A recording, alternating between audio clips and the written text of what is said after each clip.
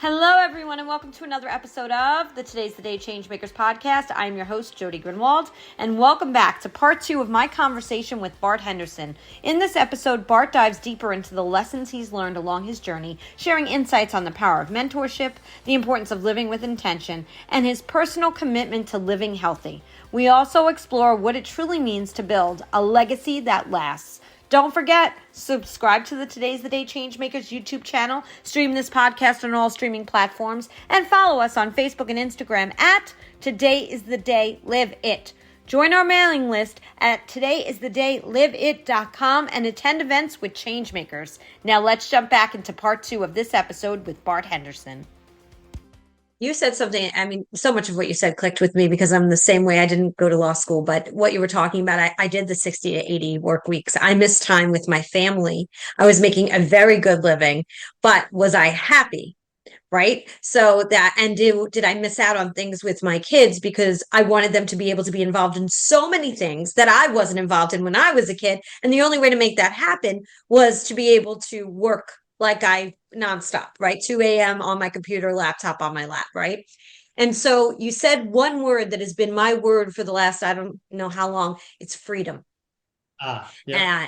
And that freedom, right? Because I think we probably both know a lot of people that do the job they do because they feel handcuffed to it. Because what else am I going to do? How will I be able to take care of my family? Yeah, there's this thing over here that I've always wanted to try, but I am petrified to do, right? And we talked about this, it takes a leap of faith, takes surrounding yourself with the right people, it takes research and really, connecting to it. And sometimes, I've heard stories where people have had $8 in the bank account, and the next thing you know, they took the leap of faith and now they're multimillionaires, right? So there's plenty of people who do that. I'm not suggesting people should do that with $8 in their bank account, but I am saying there are ways to do that and connect with yourself because we only do have one life, right?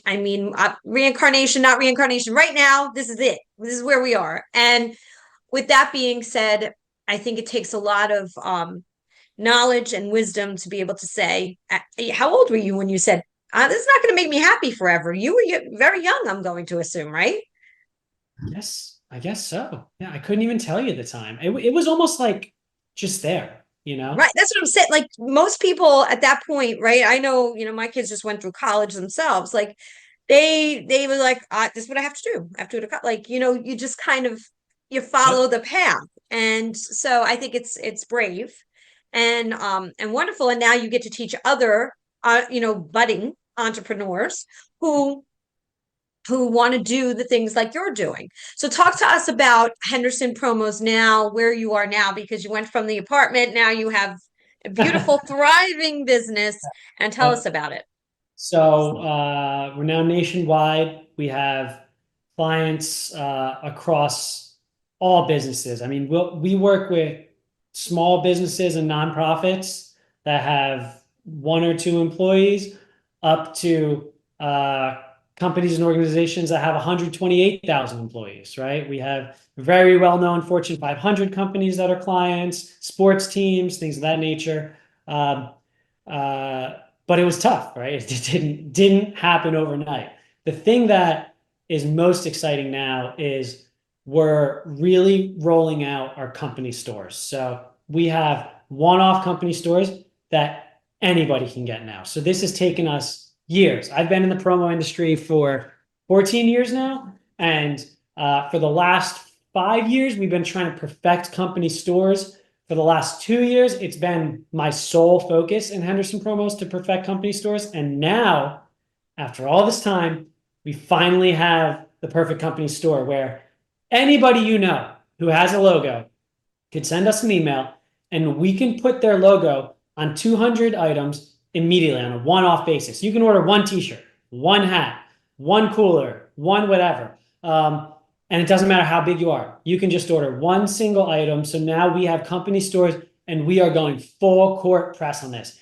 Anybody who's got a logo who wants a company store can email us and we can get that set up right away so that people can essentially get their name out there, get their logo out there, have something they're proud about with their company or their organization. Now, it can even be weddings, it can even be bachelor parties, anything when you have a logo, we can make a company store for you and get you stuff out. We print it in 1 to 2 days and it arrives to people's doorsteps between 1 to 4 days thereafter. So like we're talking, you don't have to stock anything. We print it, boom, it arrives. This allows anybody to have a full store for their company, organization, whatever it is.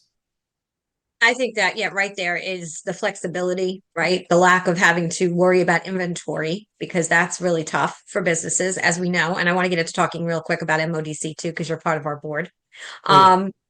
But I think that that sounds great. It opens the door to so many new organizations who can't take on that inventory piece and a big investment, right? So any size business, that's what's awesome right there, right? So there's no, some of us are small, some of us are mid-size, and those who are large can do very different things. So, and kudos to you and Christina for all the incredible work you've been doing with Henderson Promos. Is there another one of your many organizations that you want to highlight today in this podcast?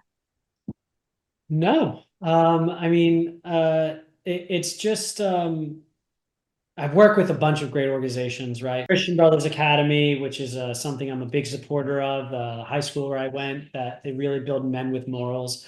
There's a bunch of great organizations and nonprofits and things like that. But right now, what I've learned when it comes to giving energy and taking energy is I'm focusing where I get energy, and that's Agora Guild. And Agora Guild is full steam ahead. If I know that we can push each other and make differences like losing 70 pounds, like tripling your business, like really having an impact in other people's lives, that's what I want to do. It's really where I found my passion. So that's a big focus, along with everything else. I give everything I do 100%, which sounds funny because 100, 100, 100. I'm with you. I have a lot of hundreds too, so I understand. And so many people do say, and this is one thing, well, how can you focus and give your legal job 100% and give Agora Guild 100% and Henderson Promos 100%? Like, how is that possible? And this comes down to accountability and where it gets uncomfortable for most people. So I'm sorry if people don't like what I'm about to say, but I gotta say it. Most people spend an unbelievable amount of their lives on times and things which aren't going to add value to them. So people say to me, how do you do that? Well, I wake up at 4 a.m. every morning. And so between 4 a.m. and let's say 10 a.m., that's 5, 6, 7, 8, 9, 10. That's 6 hours. That's 6 hours of generally uninterrupted work. That's how much most people spend in one regular job. I am rushing. And it's actually more, it feels like 10 hours because when you're doing emails from 4 a.m. to like 9 a.m. and no one's answering them back, you get so much work done. So I do 4 a.m., right? Then you have the regular work day. Then other people come home, and this is the part people don't like. And generally speaking, from 5 or 6 a.m. p.m. rather, 5 or 6 p.m. till 10 or 11 p.m., they're watching TV. Now, there's nothing wrong with that. If you like TV, it's what makes you happy and gives you some relaxation. Awesome. But what I'm doing is I'm spending time with my kids. I have unequivocal time that I'm spending with my kids until they go to bed. But then after that, I'm not watching TV. I'm either going to bed or I'm focusing on building a business. And so I'm able to spend 100% of my time on one thing in the morning, one thing in the day, 100% focused with my kids for X amount of hours a day, and then another thing. Whereas other people are only spending 100% of their energy from 9 a.m. to 2 p.m. when they get tired in the middle of the day or whatever it is until they work till 2 to 5, right? Right. But then health is also a key there. So that's where the 100% work comes in, I guess, for all these different things where I'm able to spend more focus. Yeah, for me, because I'm like you, I think I give myself credit for my ADHD mind, right? Because I've got 2, 3 computers that are from 2 to 3 different businesses and they're going, and then this thought process comes and maybe that's not the best way, but for certain people, everybody's different. So Yep. don't put yourself down if the way Bart's doing it is not the way you're doing it, or the way I'm doing it is not the way you're. Everybody has to go with the flow of what works best for them, right? And that's what's important. Yep. Speaking about, I have a nonprofit, I have this podcast and a forum, but also I'm the CEO of the Monmouth Ocean Development Council, which is a business organization, as you know, here in Monmouth and Ocean counties in New Jersey, been around for going to be 60 years. I get to meet and connect the most incredible people, advocacy, networking, economic development. You've been a member. I was a member of it way back when I worked for American Heart. And then you've been a Yep. member longer than me. And now you're on the board again. You were on the Yes. board. So share with everybody, if you wouldn't mind, as a board member, why is the MODC different? Hmm. The MODC really is different. And it's funny because you could say, why is any group different? MODC is just it's not like any of the business networking groups out there. Well, first off, is it a networking group? Some people would say it's not. I believe it absolutely is. Oh, yes. It's totally a networking group. Is it an advocacy group? Yes, in a sense. Is it a group where you go to learn? Yes. Whether it's about government issues or marketing or whatever it might be. So other groups, you go and it's like this almost trade. Let me give you a referral for a referral. Let me give you business for business. MODC, first off, it's generally speaking a higher level of people doing business. People aren't walking into the room and just handing you their business card. You're meeting people, you're talking to people. There's so many nonprofits, and you're trying to understand how you can help each other. The thing that people learn quickly about the MODC is if you come in asking for business, this is my opinion, you can correct me, Jody. If you come in asking for business, you're not going to do well. If you come in giving business, if you come in and help other people out, that's where you're going to thrive. I mean, that's kind of the case for anything in business. But in the MODC, once you gain the trust of the people around you, then you see very quickly this is a community of people who want to help each other grow. It's a higher level as well. So it's not small businesses, generally speaking. There are small businesses. Any small business can join the MODC. Entrepreneurs, sure. But there's medium-sized businesses and the largest businesses in our state that are members of the MODC too. So you're not just in a local networking group, a local chamber or something like that. And those are all really good for those types of businesses. But the MODC has this high level, medium to large size businesses as well. So that's a real key. I kind of think I learned my business networking in the MODC. I like from years ago. I mean, I don't know how long I've been a member now, probably 7, 8 years, something like that. Probably, yeah. And so I learned that this is never mind social media, never mind email marketing. This is the best way to grow your business. I grew Henderson Promos, and it's not just because of Henderson Promos clients in the MODC. It's because I learned there that, networking, true networking is really how you're going to grow the business better than an email campaign or a social media, which is all the rage nowadays. So the MODC, high level business, people who want to work together. And it's just a collaborative group of fun people where you build relationships. Now, the one thing that I would say to anyone joining is you get out what you put in. People always say garbage in, garbage out, right? And if you don't engage and if you don't build relationships, you're not going to get anything out of it. If you don't actually go to the events, then how could you get business out of joining the MODC if you don't go to the events and network with people? So I will say, join a committee. That's the first thing, right? And then 2, foster relationships. Have coffees, have lunches, have dinners, meet people. Pick up the phone and call some people. So if you engage in the MODC, you will unequivocally get business out of it.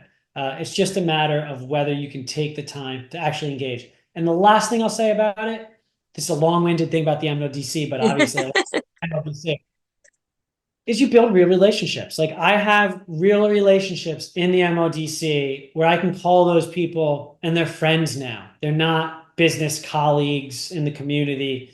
These are people who have become friends. Yes, they are business colleagues. That's how it started, but they've become friends. And so that's a special thing about the MODC where it fosters that kind of relationship. And I say we're a membership family, and I really mean that because I'm all about not transactions. I tell every new member, do not call the people or email the people just saying, hey, this is what I do for a living. And, no, I'm a new member of the MODC, and I really would love to learn more about who you are and what you do and get the coffee. And for those who are super busy, because some people don't join because they can't make everything, the one thing I give everyone is this concierge service of if you see a name in our directory that you want an intro to, I'll make that soft intro for you. Yeah. So, and I bring all of this up too because you are now the chair of our membership committee, and we couldn't have picked a better chair for him. You kind of got thrown into it, poor Bart. I thank you for. I know, but we couldn't have picked anybody better because of your energy level. And I do want to mention too, we are going to use your company store for our logoed items, so that's really exciting. And also we have ordered from Henderson Promos as a member of the MODC, and worked with you on good pricing and what we need, and you understand what our needs are, and this is organization, right? I think it's important that who your vendors are listen to what your needs are, and you do that, and I want to share that because I get to use your services, and I think it's important. Thank you. That's I appreciate that, and it's a special organization to me. It really is. It's kind of how I started to understand intimately how business networking and how networking can build everything in life, really. And I can talk to you for hours, and I just have a few more quick things because I know we might need to do another. We're having a lot of fun. Yeah, me too. And I we could do a follow-up because I think there's just so much to talk about. But I did want to ask you just a quick two more things before I ask you the last question I ask everybody. One is mentors. Who would you say was your greatest mentor and just a lesson that they gave you? So I don't know if this is the answer you're looking for. Go with whatever comes. But books. And that was going to be my next question. What books should that's so funny. So I go through 60 to 100 books a year, I'd say. And so to me, I heard early on in my life, I was 19 years old when I heard Tony Robbins talked about the importance of mentors. And one thing he put in front of me that I think about all the time is he gave a story about he was trying to learn how to play polo, I think, on a horse. And so at first he went and he was like, all right, well, how do I learn polo? And then he realized, well, why would I want to learn polo from anyone except for like the number one champion in the world at polo? Like, why wouldn't that be where I go to learn polo? And so when I have anything that I'm going into, like when I was going to start a landscaping business, a lot of people just start the business. I said, well, who can I find that would be a mentor in landscaping business?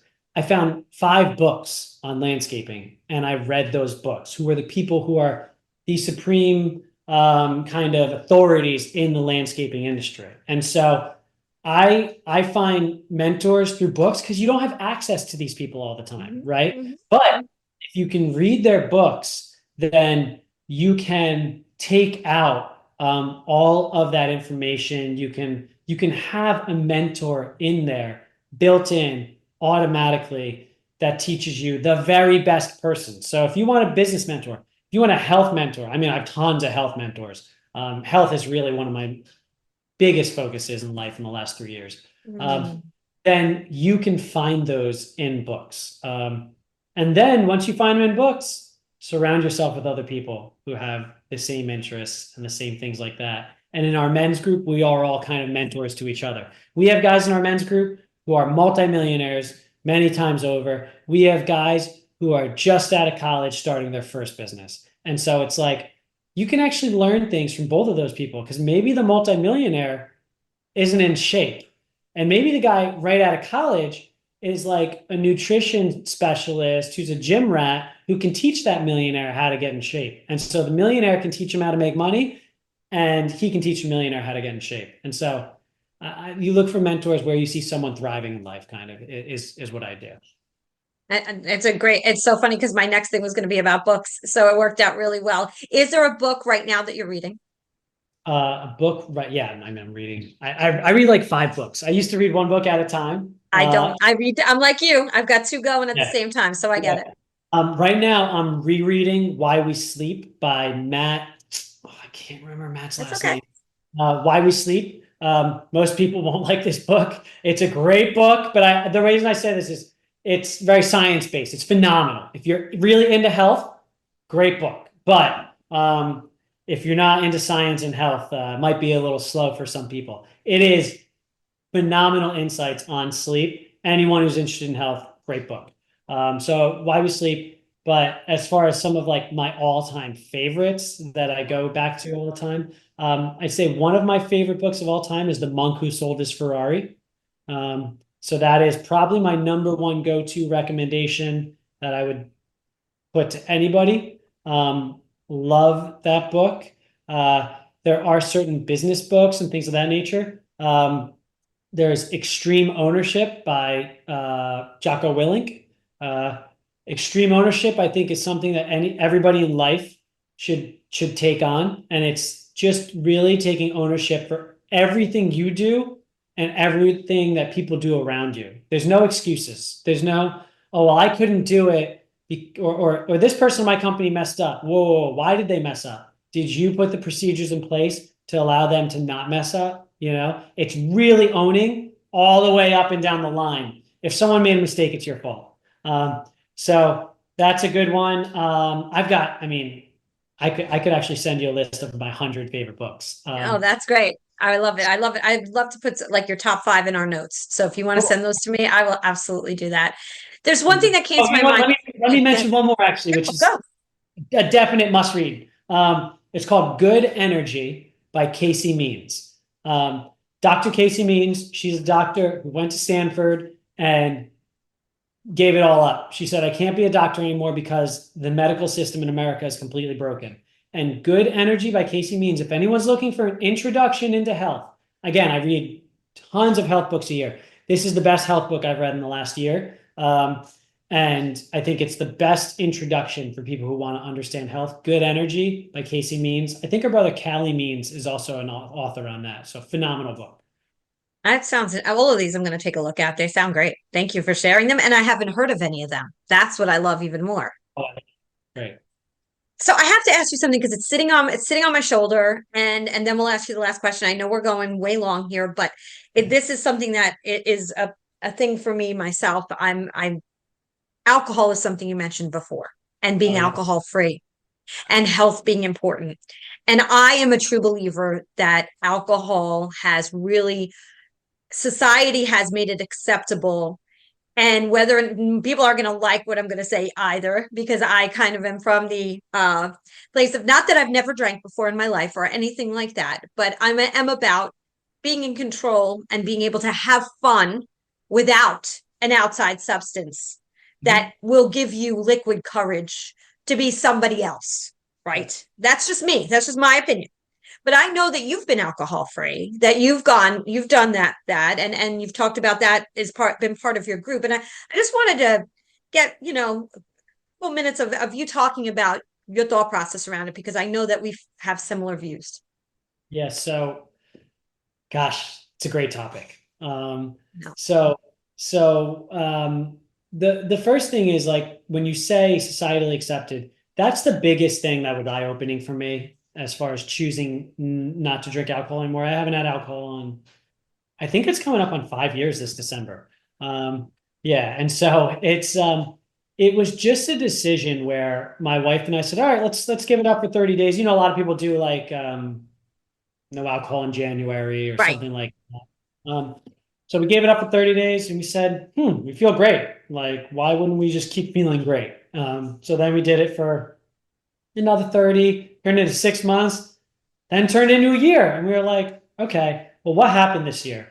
Well, this year we made more money than we've ever made before in our lives. We purchased our dream boat. We got a house. We did like what, just all this stuff. And it's like, is there a correlation there between us giving up alcohol and having all these things? So, energy, right? It comes to energy. And so alcohol takes away energy, and there's really not a debate against that. Like from a scientific standpoint, alcohol does take away energy. Now, I'm not a proselytizer. I don't tell people you shouldn't drink alcohol because I have a lot of friends who drink once a month. I have a lot of friends who drink once every couple of weeks, who drink a couple times a year or whatever. And that's fine. Like again, even if you drink every week, every whatever, if it works for you and it's one glass of wine, one beer, like whatever, totally fine. I think that where it becomes a problem is as a society, alcohol is like the automatic go-to no matter what every time you're with people. And so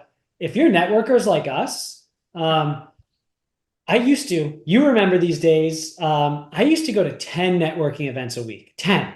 10. My goal was 10, no matter what. I wake up on that Monday before, if I don't hit 10 networking goals, that would be breakfast, lunch, dinner things.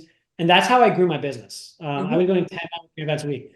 And so you find that you're having a glass of wine at each networking event or a beer or whatever it is. Not the breakfast ones and not the lunch ones per se. Right.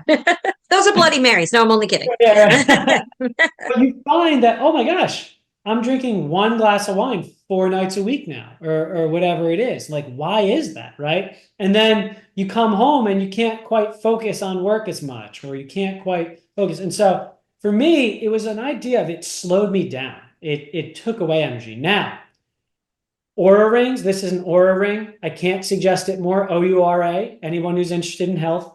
I would say about 12 guys in our men's group out of the 40 have these now. If you want to see how alcohol affects your body, get an Aura ring.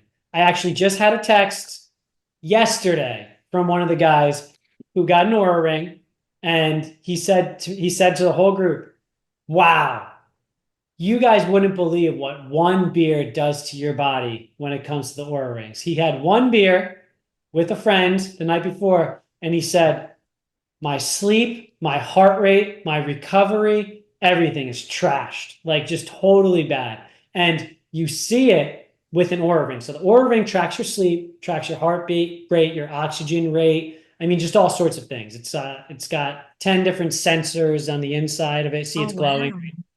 And so you're able to see with one beer, never mind 2, 3, 4, 5, or 6, but you're able to see with one beer that your sleep is, and this is actually in the book, Why We Sleep. He goes all through this, like 25%, 30%, maybe worse, less efficient, right? With one single beer. So like, what are you doing to your health long-term? Again, I don't like being a party pooper. Like, if you drink alcohol once in a while, that's great and it's fine and it's okay. I don't think there's anything wrong with that. I don't think there's anything wrong with alcohol. The issue that I have is it like people having to drink alcohol every time they're out socially. You just might want to look at that and think about if that's the right thing for you or not. So Yeah. I've had a lot of people come up to me, and we've had a lot of men totally give up alcohol in Agora Guild. I'm not like preaching this. It's just something that people, when they start looking into health and looking into statistics, they end up doing. We've had a lot of people. I have one guy who really likes alcohol. He cut back to once a month having alcohol now, and he says he's never felt better, right? So it's just a matter of being cognizant of your relationship versus reaching for a beer every time. That's kind of Yeah. it is. How about you? It, I mean, what are you seeing? What are you thinking? so it's interesting. It's interesting. So unfortunately, in my past relationship of 20 years, it wound up that my ex was an alcoholic, right? So I did not drink because I didn't want my kids to see, right? I'm always honest on this podcast. But then after we split, I was having drinks here and there. I met my now husband. We were drinking a little bit more, and I started to say, "What am I doing? I don't feel well. I feel dehydrated. I don't have energy, my memory." It was just so many things that I was like, all those years that I told you I worked the 60 to 80-hour work weeks and I was making really good money and doing really well. I wasn't drinking because I was being the good example. And then I'm drinking. I feel bad. My productivity is low. And so what I did find though, Bart, is in this society, and this is something I feel very strongly about, and it's not about me telling people not to drink, just like you. I'm not a preacher. I'm not trying to preach. That's not what I'm saying. But what I am saying is alcohol is looked at to celebrate, and it's looked at when we have a bad day. So throughout, it has a whole spectrum. It's not one or the other or only sometimes. It's all the time. We're either going to celebrate with it or we're going to, when we feel bad, we're going to use it as our crutch, and that's what scares me. And that's why we see drunk drivers. And that's why we see youth that are turning, 21. And this is the big thing. We're going to be able to drink. And I've seen the other side too. And in my age, I have actually been peer pressured to want Right. to be right. What do you mean you're not having a drink?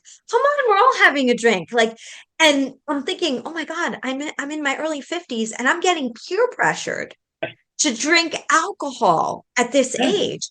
What is that saying about our society and the way? And again, just like you, I'm not telling people it's bad or you're a bad person.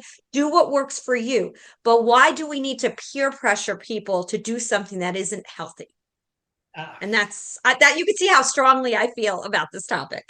I do. I do. I give people tips when they're looking to start to do it, which is order a seltzer with a lime. So like you don't even have to. Our best friends, Chrissy and I, didn't know for a year and a half that we weren't drinking alcohol because we would get seltzers with limes or non-alcoholic beers or something, and they'd be like, "No, you were drinking beer." That when we first told them we don't know, we're like, "Oh, we don't drink alcohol." They're like, "You were drinking a beer like a couple of months ago." I was like, "Nah, it's non-alcoholic." So if you want to take away that pressure, first get a seltzer, get a non-alcoholic beer, things like that. Two, you know again, this goes to feeling awkward in front of people if you're okay with this, but it comes down to what I talked about with accountability. Be like, you could just pose the question to them, which is very simple, which is, why are you uncomfortable that I'm not drinking alcohol? I Um, love that question. uh, I love it. yeah, My and husband said that the other day because we both aren't we haven't drank for quite some time now. I think March because we had like one glass of wine in March, so we have not drank since March. And so that is exactly what he said. He goes, next time somebody's like saying something, I'm going to say, why is it uncomfortable for you that I'm not drinking? that's right. That's exactly it. And so that's one thing you could pose to people. Uh, it's an interesting dynamic. I've had people that said, like, how could you have fun? How could you go out without drinking? Yes, Like, yes. that's mind blowing? Well, there is something else that somebody has said to me is that, well, I really don't know how to have fun. I've been drinking for quite some time, and that's kind of been my fun. I have to relearn Yeah. fun. What's true?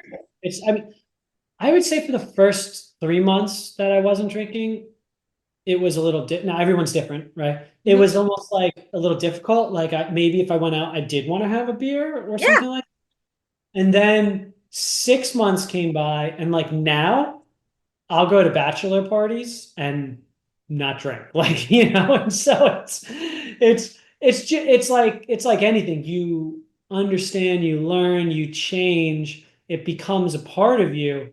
Um, but you have to try it, you have to see, and it's hard for people to imagine because they're not just giving it a try, I suppose. But I'd say that comes down to happiness too, like to a 100%. degree, which is if you're not able to have fun and experience happiness without something, then that's a problem. That's almost like a Buddhist like proverb, or is like if you need something to experience happiness, something's wrong. Whether it's alcohol, a car, a house, a thing, like you need to be able to first have happiness and then have things, I guess, right? Right. Uh, Well, there's these things that give you dopamine rushes, right? And like gambling, smoking, drinking, all of these things. And so if you are in need of those things, there's therapists, I highly recommend it, coaches, I'm a coach. There's so many different ways to get help because that happiness, if you're leaning on something outside of yourself,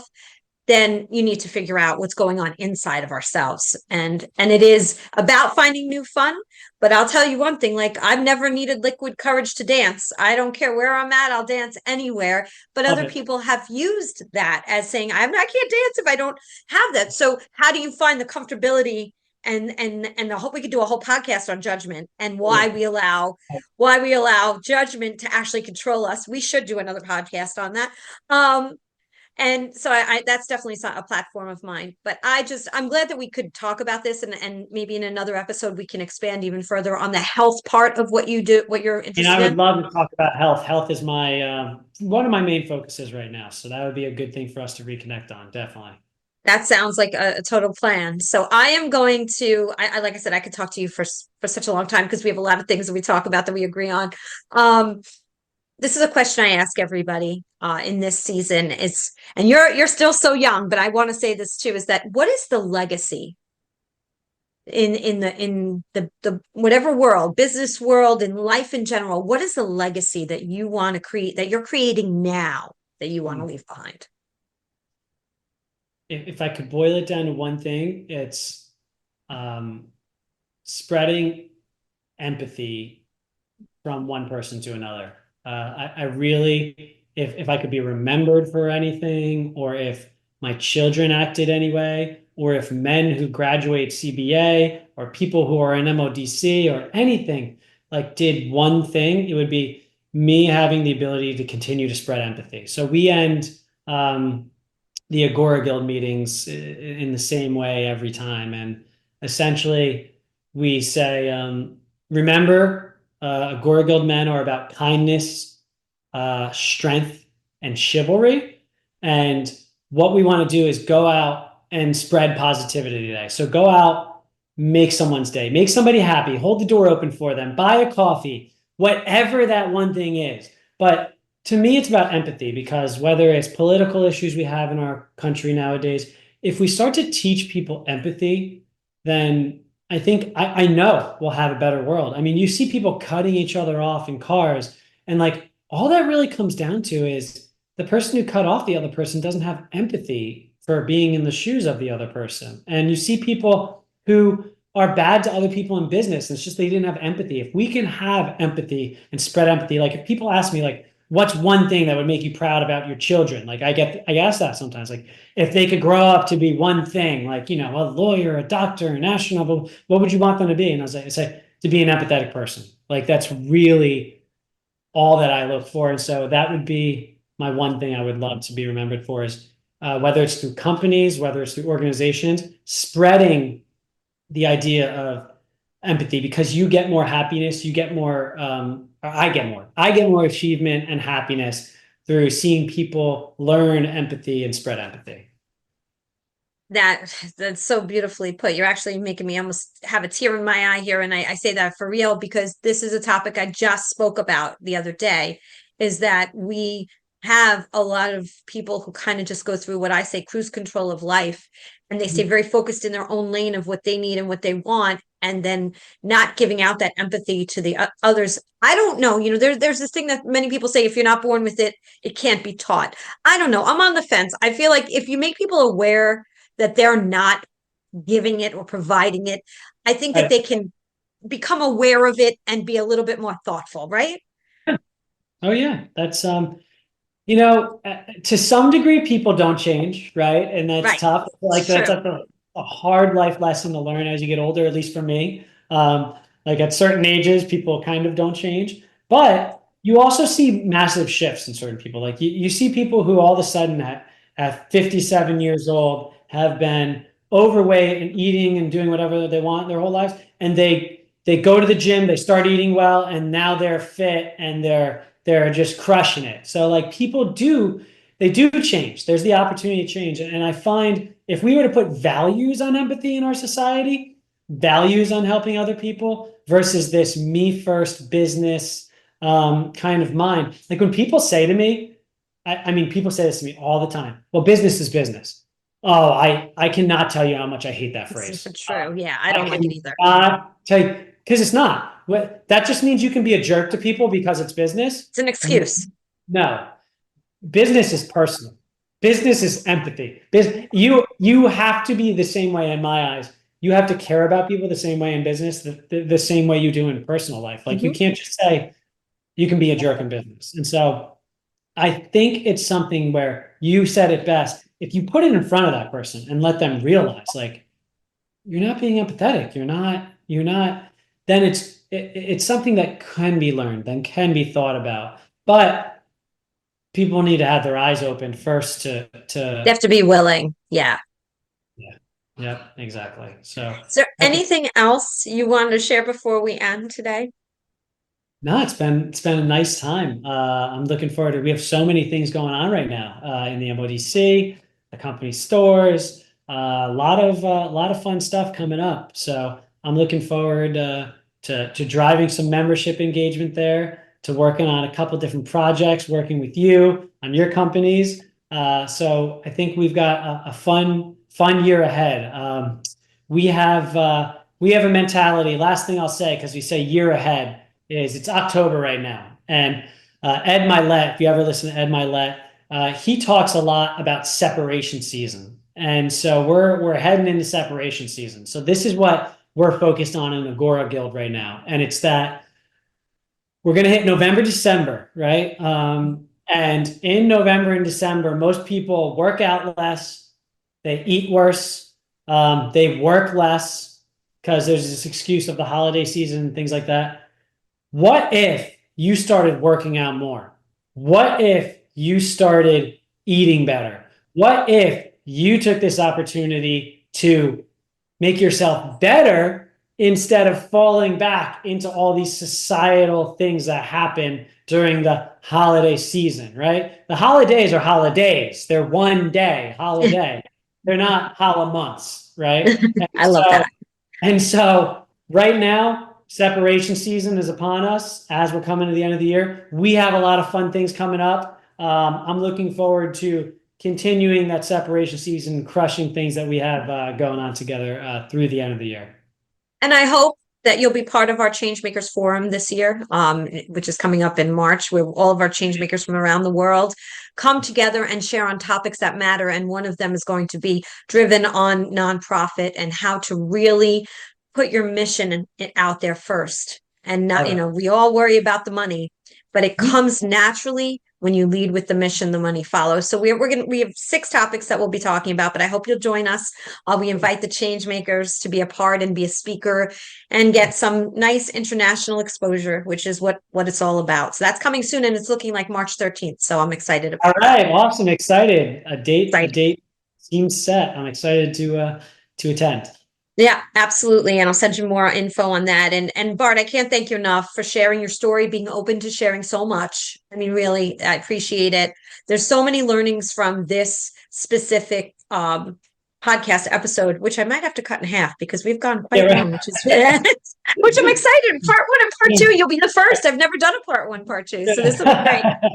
But Yeah, well, Jody, since I met you, I knew we had a lot of synergies and thought, and that's why we immediately started working together.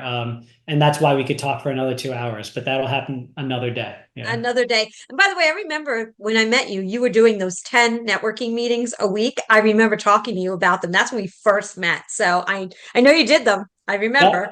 So Yeah. I'm going to thank you one more time again. Thank you, Bart Henderson, Henderson Promos. Where can people find you?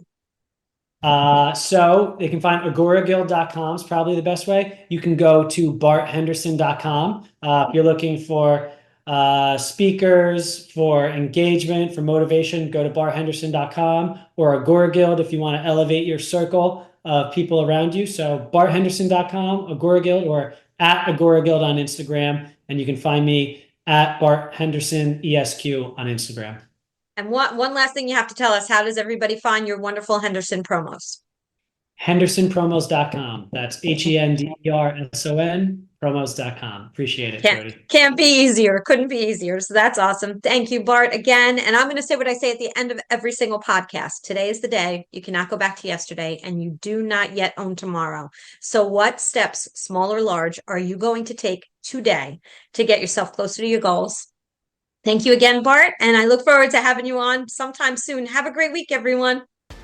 A huge thank you to Bart Henderson for joining us on the Today's the Day Changemakers podcast. Over the past 2 episodes, he shared invaluable insights and wisdom, leaving us with powerful takeaways. We hope his words inspired you and sparked something meaningful on your own journey. Don't forget, subscribe to the Today is the Day Changemakers YouTube channel, stream this podcast on all streaming platforms, and follow us on Facebook and Instagram at Today is the Day Live It. Today is the Day is now offering the opportunity for you to attend events with our Changemaker guests. Sign up to our mailing list at todayisthedayliveit.com. Have a great week, everyone.